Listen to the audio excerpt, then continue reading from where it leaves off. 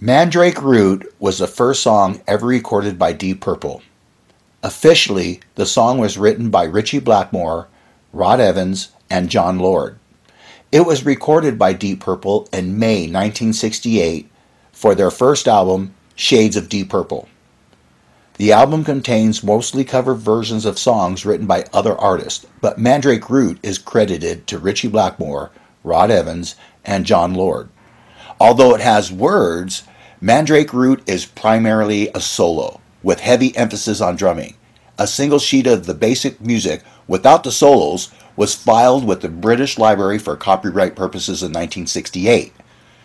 When Deep Purple went on tour, Mandrake Root soon became their closing song and remained so for the next 3 years. In the book by Jerry Bloom, Nick Simper, original Deep Purple bass player, is quoted, "Mandrake Root was written by a guy called Bill Parkinson, and it was called Lost Soul originally." Mandrake Root was actually a name of the band where Ritchie Blackmore played shortly before Deep Purple. The drummer was Ricky Monroe, a friend of Ritchie's, and they played together in the band Mandrake Root in Hamburg during autumn of 1967. And in Jerry Bloom's book, Ricky Monroe says, "I co-wrote the song. I invented all the drumming and the accents, and he wrote the riff. It was more of an instrumental than a vocal song." Blackmore had intended to use Mandrake Root as the theme for the band, but although they rehearsed it, the song was never performed live at the point. According to Ricky Monroe, he co-wrote the song in good faith, and he didn't know that Blackmore had ripped it off from another guitarist. Bill Parkinson actually had written the song as a drum solo for Carlo Little, the original drummer of the Rolling Stones, who, like Blackmore, had played with the Savages, the backing band for Screaming Lord Sutch. Nick Simper said that Blackmore learned the melody note for note from Little. Bill Parkinson was lead guitarist with the Savages July to September 1966. Blackmore had played with Sutch from May to October 1962. That's when he first met Jimmy Page. I mean, this is getting great. So February to May 1965 and December 1966 to April 1967.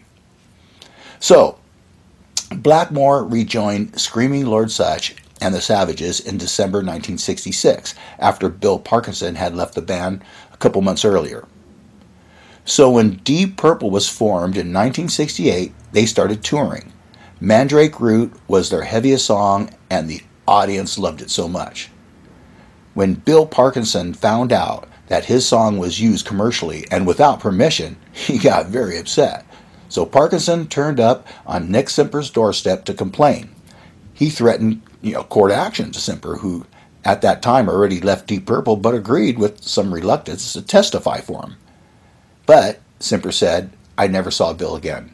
Apparently they paid him off with about 600 pounds, which in those days was about 1,200 American dollars. So nowadays, 1,200 bucks would be worth like, I don't know, $7,000 to $10,000 at a guess. So Bill Parkinson confronted Deep Purple's management and got paid off with 600 pounds.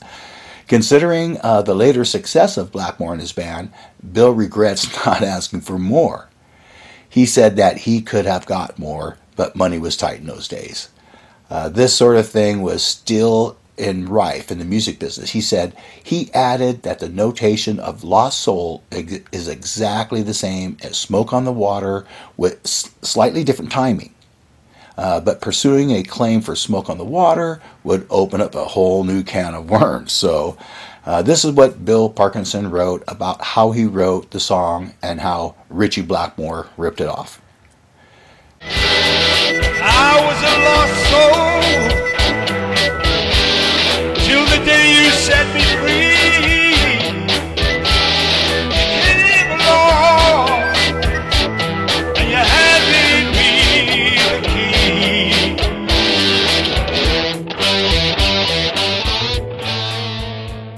I wrote Lost Soul when I was playing guitar for P.J. Proby. He wanted a guitar theme opening for the shows. It was arranged for an 11-piece band and was a dynamic opening for the shows. When I left, I enjoyed screaming Lord Such and the Savages, the late great drummer Carlo Little wanted a riff to feature for his drum solo. So I played him Lost Soul, and he loved it.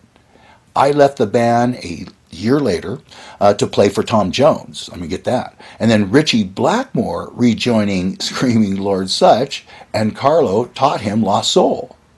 Ritchie left Such after a while and started Deep Purple.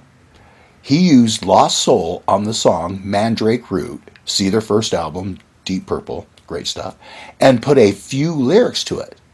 Some 2 years later, I was doing a gig with Nick Simper, ex-bass player once again for Deep Purple, and he told me that Ritchie has used Lost Soul and called it Mandrake Root on their first LP. I approached the Deep Purple management and I accepted just a few £100 to keep it out of court. What a fool.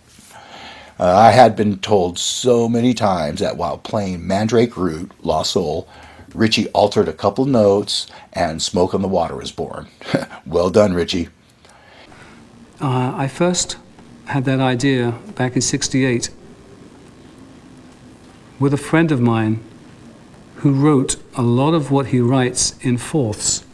If you have B, 1, 2, 3, 4, then you've got your interval harmony. Now the melody of that was in fourths, which went like this.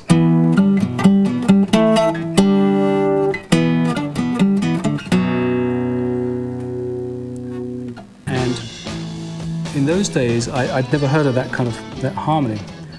And it's interesting because about 5 years later, that's how I wrote the Smoke on the Water, which was in fourths. It's the same type of thing. And Mandrake Root was the very first song that Deep Purple put together. It was my instrumental idea along with John Lord, and that was basically our first song. In an interview, Bill Parkinson also told about his meeting with Blackmore. When at last he'd run into Blackmore sometime later, Ritchie had complimented him on Lost Soul and asked, "Have you got any more like that?" Needless to say, Bill wasn't amused. That sounds like Ritchie Blackmore.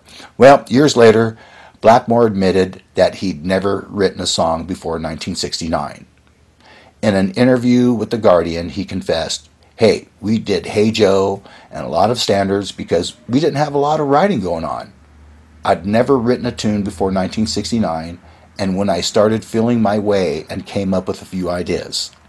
Besides, we all know Ritchie's quote, the only way you can get good, unless you're a genius, is to copy. That's the best thing. Just steal." Band Beethoven.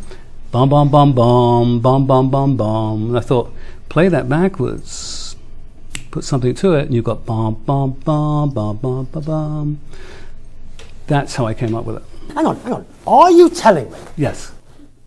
that the famous riff of Smoke on the Water is from Beethoven? It's an interpretation of inversion. If you turn it back and play it back and forth, it's actually Beethoven's Fifth. So I owe him a lot of money. You don't believe me?